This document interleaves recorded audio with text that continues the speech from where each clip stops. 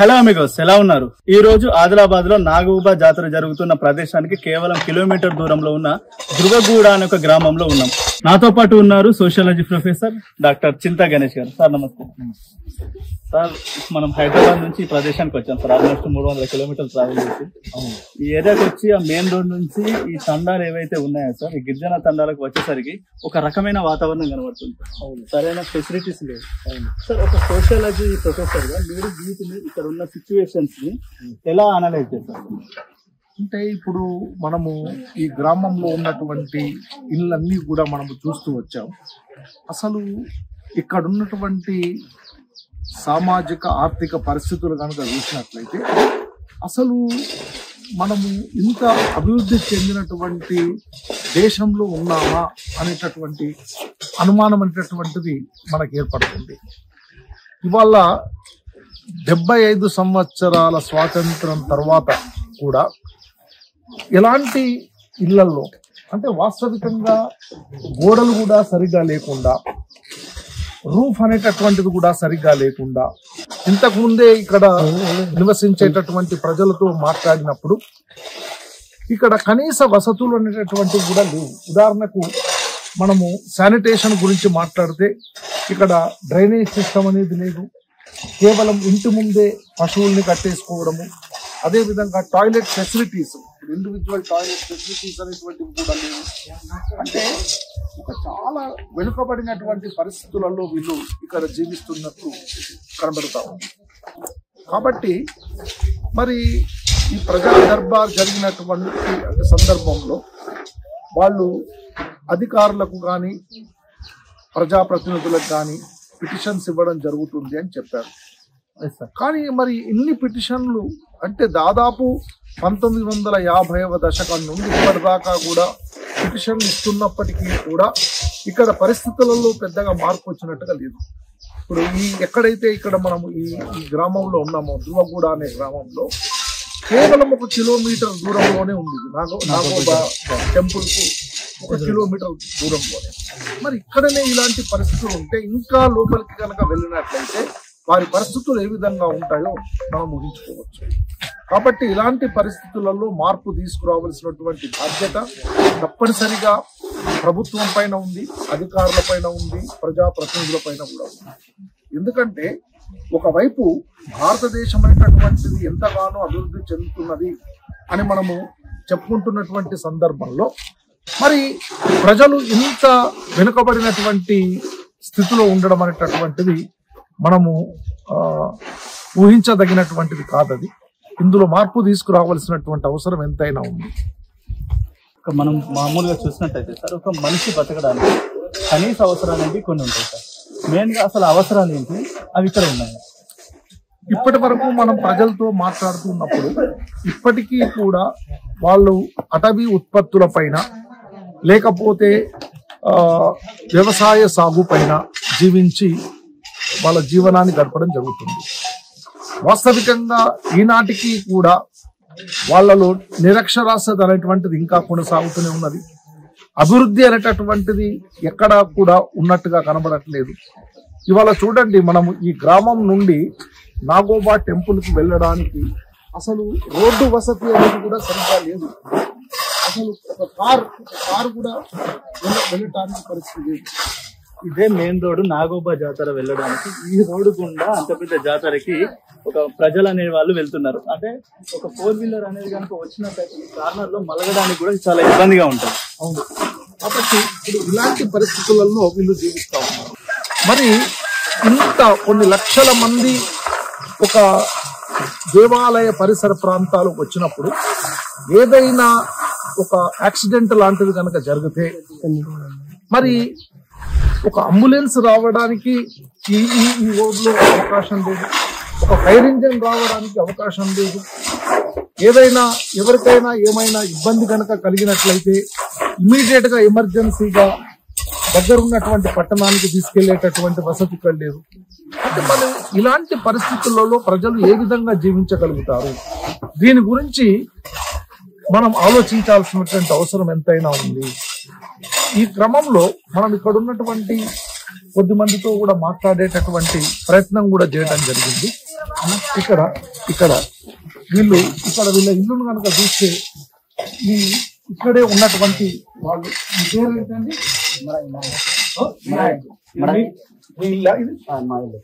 ఏంటి ఇక్కడ ఎట్లా ఇక్కడనే మీరు కట్టేసుకుంటారా పశువుల్ని? ఇక్కడ చూడండి, ఇక్కడే ఇదే ఇల్లు, వీళ్ళు ఉండేటటువంటి ఇల్లు. ఇంటి ముందరనే ఇక్కడ వీటిని కట్టేసుకొని ఉన్నారు. ఎంత అంటే అపరిశుభ్రమైనటువంటి వాతావరణంలో వీళ్ళు జీవించాల్సినటువంటి పరిస్థితి అనేటువంటిది ఉంది. ఇది ఇప్పుడు తండా కింద ఉంటుందా, గ్రామ పంచాయతీ కింద ఉందా? ప్రెసెంట్ గ్రామ పంచాయతీ. మీకు సర్పంచ్, వార్డు మెంబర్స్ ఇవన్నీ ఉంటారు. మరి మీకు ఏమైనా సమస్య వస్తే వాళ్ళ దగ్గరికి వెళ్తారా? మరి ఇప్పుడు సమస్య అంటే ఇప్పుడు మీకు ఇక్కడ డ్రైనేజ్ సరిగ్గా లేదు, రోడ్డు సరిగ్గా లేదు, మీకు టాయిలెట్ ఉందా? మీకు టాయిలెట్ ఫెసిలిటీ ఉందా? ఎక్కడ ఉంది టాయిలెట్స్? వెనుక ఉన్నాయి, యూజ్ చేయటం లేదు. మరి వాటర్ లేదు. మరి మీకు త్రాగడానికి నీళ్లు ఎక్కడి నుండి వస్తాయి? బావి నుంచి తీసుకొచ్చుకుంటారు. బావిలోనే మోటార్, బోర్ కాదు. అంటే మీకు ఇట్లా నల్లాల ద్వారా నీళ్లు వచ్చేది లేదా? పైపుల ద్వారా నీళ్లు వచ్చేది లేదు. తాగునీరు మరి అక్కడ నుంచి తెచ్చుకోవాలి. ఓకే. ఇప్పుడు సపోజ్ మీకు ఏమైనా ఆరోగ్య సమస్యలు వస్తే ఎక్కడికి వెళ్తారు? ఏదన్నా జ్వరం వచ్చింది, మూత్నూరు వెళ్తారు. ఇక్కడ ఈ మీ గ్రామ పరిసరాలలో ఏమన్నా వసతులు ఉన్నాయా? ఇక్కడ మీ గ్రామంలో డాక్టర్లు కానీ లేదా వైద్య సదుపాయాలు ఏమన్నా ఉన్నాయా? లేవు. ప్రాథమిక ఆరోగ్య కేంద్రాలు అంటారు కదా, అలాంటివి ఇక్కడ ఏమైనా ఉన్నాయా? మీ దాంట్లో ఎవరైనా ఆర్ఎంపీలు ఉంటారా? అంటే చిన్న బయటకు వెళ్ళాల్సింది నైట్ ఎమర్జెన్సీలు అట్లాంటివి ఏమన్నా ఉంటే ఇట్లాంటి రోడ్ల గుండా వెళ్తారా మీరు? అంటే మనం ఇక్కడ ఉన్నటువంటి పరిసరాలు కనుక గమనిస్తే వాస్తవికంగా ఉన్నటువంటి ప్రజలకు ఏదైనా ఆరోగ్యపరమైనటువంటి సమస్యలు వస్తే దగ్గరలో ఉన్నటువంటి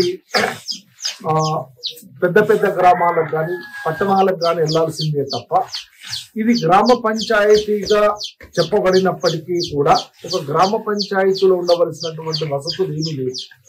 ఇక్కడ ఒక ఆరోగ్య కేంద్రం అనేటువంటిది లేదు, వైద్య సదుపాయం అనేటటువంటిది లేదు. అంటే ప్రజలు ఏ రకమైనటువంటి కనీస వసతులు కూడా లేకుండా జీవించేటటువంటి పరిస్థితి ఇక్కడ మనకు కనబడుతుంది. అన్ని మాట్లాడతారా? ఇంగ్లీష్ మాట్లాడారా? చదువుకున్నారా? ఏం చదువుకున్నారు? కూర్చో. PG MCom commerce.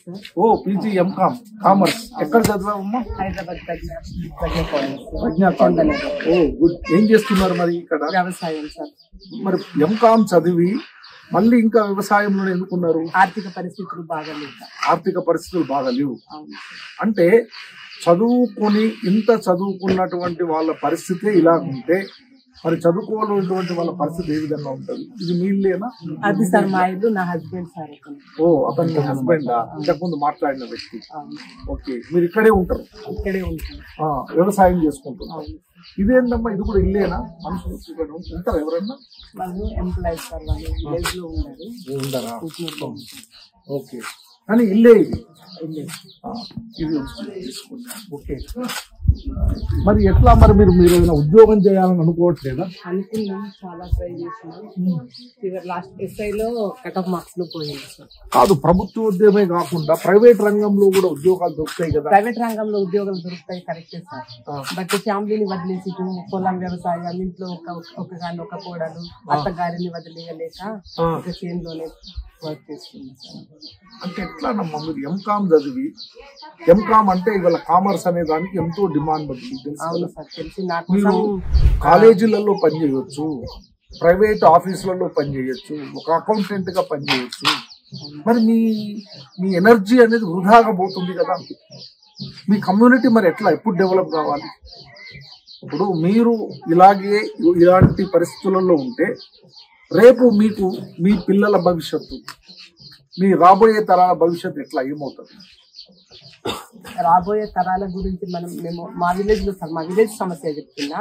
గత 4-5 సంవత్సరాల క్రితం మా విలేజ్ లో అంగన్వాడీ చనిపోయింది. ఇప్పటి వరకు 4-5 పిటిషన్లు నేను పెట్టాను. కనీసం ఇంత పీజీ చదివి చిన్న ఉద్యోగం అయినా మన చిన్న పిల్లల నుంచే కదా సార్ ప్రతి తెలివి ఎవరిని ఎలా గౌరవించాలో, ఎవరికి ఎలా రెస్పెక్ట్ ఇవ్వాలో. నా చిన్న కొడుకు సార్, నాకు 2 years బాబు. నా కొడుకు కమానుగు ఇంగ్లీష్ లో మాట్లాడతారు. నేను నా కొడుకునే కాదు నలుగురిని విద్య నేర్పించాలి, విద్య బోధన అందించాలని నాలో ఎంతో తపన ఉంది. కానీ పై అధికారుల దగ్గర వెళ్ళినా కానీ ఈ సమస్యకు పరిష్కారం దొరకలేదు sir.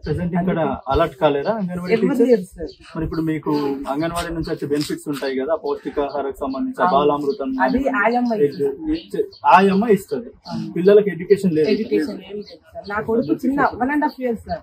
India is my country, all Indians are my అని ఇట్లా మాట్లాడతాడు. నా కొడుకే కాదు, నా కొడుకుతో పాటు నలుగురు మాట్లాడలేదు. అంటే మరి మీరు మీ హెల్త్ కు సంబంధించి డాక్టర్లను సంప్రదించారా? మెడిసిన్స్ తీసుకుంటున్నారా? ఇప్పుడు మీ ఊరికి బస్సు సౌకర్యం లాంటిది ఉందా? మరి ఎలా వెళ్తారు మీరు? దగ్గరికి ఏదైనా టౌన్ కానీ ఏదైనా సిటీకి వెళ్ళాలంటే ఎట్లా వెళ్తారు? ఆటోలే ఉంటాయి. ఇప్పుడు బస్ సౌకర్యం అనేది లేదు, పబ్లిక్ ట్రాన్స్పోర్ట్ అసలే లేదు. అంటే ఆటో అంటే మీరు చాలా డబ్బులు ఖర్చు పెట్టాల్సి ఉంటుంది కదా, డబ్బులు ఖర్చు పెట్టే వెళ్తున్నారు. ఇక్కడ నుంచి ఎక్కడ దాకా వెళ్తారు ఆటోలో? ముట్నూరు వెళ్తారు, దగ్గర ఉంటుంది. ఎన్ని కిలోమీటర్స్ ఉంటుందండి? 7 kilometers ఉంటుంది. అక్కడ నుండి బస్ సౌకర్యం ఉంటుందా? అక్కడ నుంచి ఉంటుంది. ఇప్పుడు మీ గ్రామ పరిస్థితి ఏంటి? ఇప్పుడు ఇట్లా ఈ రోడ్డు ఇదంతా ఇలాగే ఉందా? మొదటి నుంచి ఇట్లానే ఉందా? మొదటి నుంచి ఇలాగే ఉంటుంది. మరి ఇప్పుడు మనకు కేస్లాపూర్ జాతర జరిగినప్పుడు ప్రజా దర్బార్ లో మీరు పిటిషన్స్ ఇస్తారు కదా, మరి ఆ పిటిషన్స్ కు సొల్యూషన్ రావాలి కదా? రాలేదు సార్. నేనైతే 2 times ఆయన ఇస్తున్నా, రాలేదు. మరి ఎట్లా ఇది? మరి ప్రజా దర్బారు నిర్వహించి లాభం ఏంటి? దానివల్ల లాభం ఏంటి? మాకంటే ఎలాంటి లాభం లేదు. ఏమి లాభం లేదు. మీకు అప్పులు ఎవరు ఇస్తారు? ఉన్నారా అప్పులు ఇచ్చేవాళ్ళు? షావుకారులు ఉన్నారా? ఇంకా అప్పులు ఇస్తున్నారా? ఆ షావుకారులు ఎవరు? మీ ట్రైబ్ కు సంబంధించిన వాళ్ళేనా, వేరే వాళ్ళ? వేరే క్యాస్ట్ వాళ్ళు ఇస్తారు. దానికి వడ్డీ ఉంటుంది. అవును సార్. ఎంత వడ్డీ ఎంత ఉంటుంది? 5%. 5% ఉంటుంది వడ్డీ. 5%. ఏం చేద్దాం సార్, మన పేద బతుకుదిగా ఎంత ఇచ్చినా తీసుకోవాల్సిందే. ఎంత వడ్డీ? 5% వడ్డీకి తీసుకొచ్చుకొని మళ్ళీ వడ్డీతో అసలు కట్టాలంటే మరి ఎంత కష్టం? చాలా కష్టం కదా. చాలా కష్టం. కడతారు అంటే డైరెక్ట్ గా ఏదైనా పేపర్ రాసుకుంటారు, బాండ్స్ లాంటివి ఏమైనా ఉంటాయి. 5% అంటే చాలా ఎక్కువ కదా. ఏముండదు సార్, అట్లా వీళ్ళు నమ్మకంతో ఇస్తారు, మాట మీద నమ్మకంతో ఇస్తారు. వీళ్ళు కూడా అదే నమ్మకంతో మీరు కట్టేస్తారు. సో ఈ విధంగా ఇప్పుడు గ్రామీణ ప్రాంతాలలో, ఈ గోండు ప్రాంతాల్లో ప్రజల జీవన విధానం అనేటటువంటిది ఎంత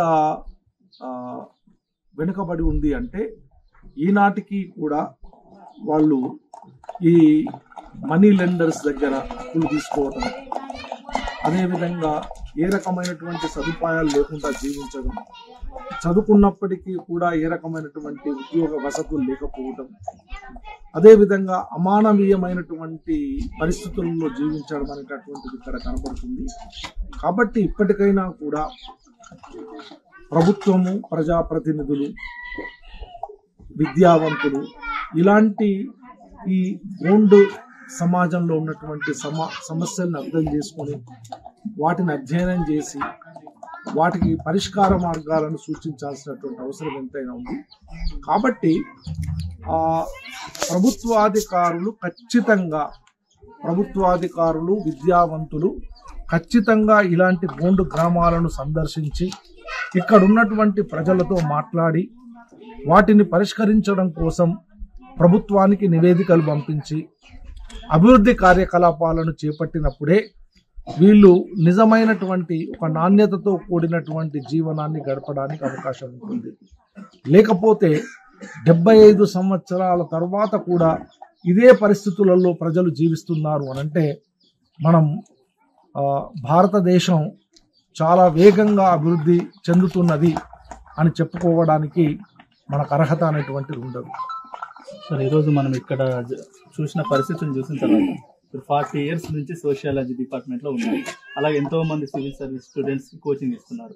ఆ స్టూడెంట్స్ ఎవరైతే ఉన్నారో, ఆ sociology students and civil services students ఎవరైతే ఉన్నారో వాళ్ళకి మీరు చెప్పేవాట ఈ సిచ్యువేషన్స్ చూసిన తర్వాత? అంటే వాస్తవికంగా మేము ఇంతకు ముందు కూడా సోషియాలజీ స్టూడెంట్స్ అనే కాదు, వాస్తవికంగా సివిల్ సర్వెంట్స్ కావాలనుకునేటువంటి ప్రతి విద్యార్థి కూడా గ్రామాలకు వెళ్ళాలి, గ్రామాలలో ఉన్నటువంటి పరిస్థితులు అధ్యయనం చేయాలి, వాటిని అధ్యయనం చేసి అవగాహన చేసుకున్నప్పుడే రేపు వాళ్ళు సివిల్ సర్వెంట్స్గా కనుక సెలెక్ట్ అయినట్లయితే అలాంటి ప్రజలకు న్యాయం చేయడం జరుగుతుంది అని చెప్పడం జరుగుతుంది. అదేవిధంగా సోషల్ సైన్సెస్ చదివే ప్రతి స్టూడెంట్ కూడా తప్పనిసరిగా ఇలాంటి గ్రామాలు స్టడీ చేయాలి. ఈ గ్రామాలలో ప్రజలు ఎదుర్కొంటున్నటువంటి సమస్యలను అర్థం చేసుకోవాలి. ఆ సమస్యల పరిష్కారం కోసం ఏ రకమైనటువంటి ప్రణాళికలను రూపొందించాలి, ఏ రకమైనటువంటి పథకాలను రూపొందించాలి అనే దాని గురించి చాలా సుదీర్ఘంగా ఆలోచించి వారి జీవన విధానంలో మార్పులు తీసుకురావడానికి ప్రయత్నం చేయాలి. దీనికి కావలసినటువంటి శిక్షణ అనేటటువంటిది కూడా కాలేజీలలో కానీ యూనివర్సిటీలలో కానీ ఇవ్వాలి. అప్పుడే సమాజంలో నిజమైనటువంటి మార్పు ఏర్పడుతుంది. Thank you sir, thank you so much.